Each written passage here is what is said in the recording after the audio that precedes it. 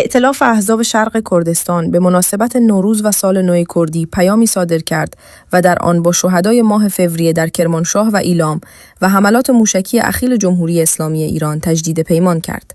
متن پیام نوروز ائتلاف نیروهای سیاسی کردستان ایران، مبارزان راه آزادی و رهروان راه آزادی. برای کردها نوروز نه تنها فصل تجدید طبیعت، بلکه نمادی از مبارزه و مقاومت، احیا و تجدید حیات است. جشن‌های نوروز در شرق کردستان از دیرباز فرصتی برای مقابله با سیاست‌ها و سنت‌های جمهوری اسلامی بوده است.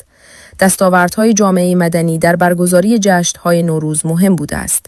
دستاوردی که حاصل دهه‌ها مبارزه طولانی و خستگی ناپذیر مردم کرد و نیروهای سیاسی آن است که در برابر هیچ نوع خشونتی سر تعظیم فرود نیاوردند.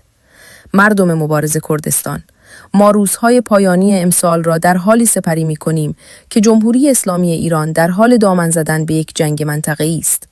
پیش از جنگ، هزاران معترض را در خیابان‌های کردستان و سایر شهرهای ایران کشت و هزاران نفر دیگر را زندانی کرد. این علاوه بر نقض سیستماتیک و مداوم تمام حقوق سیاسی، ملی و مدنی کردهاست که زندگی کردها را در سرزمین و کشور خودشان به جهنم تبدیل کرده است. اکنون نیز به دلیل سیاست‌های شیطانی خود، حمایت از تروریسم دولتی و حفظ صلح و ثبات در منطقه و جهان جنگ بزرگی را آغاز کرده است. روزانه مقر احزاب سیاسی در شرق کردستان را با موشک و پهپاد هدف قرار می‌دهد، با این نیت و تصور که مسیر مبارزه برای آزادی آنها را مسدود کند. مطمئناً این حملات آخرین تلاش رژیم در مرحله مرگ است و نه نشانه‌ای از قدرت، بلکه گواه زمینی بودن و دیوانگی آن است.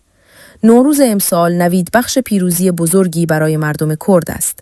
از یک سو احزاب مبارز آنها نیروها و انرژی مبارزاتی خود را در چارچوب یک اتحاد سیاسی سازماندهی کردند. از سوی دیگر همه اقشار جامعه کردستان به ویژه زنان سهم بیشتری در دستاوردهای مبارزه حق طلبانه ما داشتند.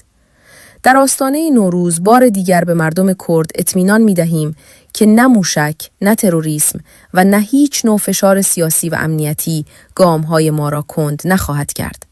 با اتحاد و ائتلاف سیاسی احزاب سیاسی شرق وارد مرحله جدیدی از مبارزه مشترک خود خواهیم شد که چشمانداز پیروزی ما را نزدیکتر و روشن‌تر خواهد کرد.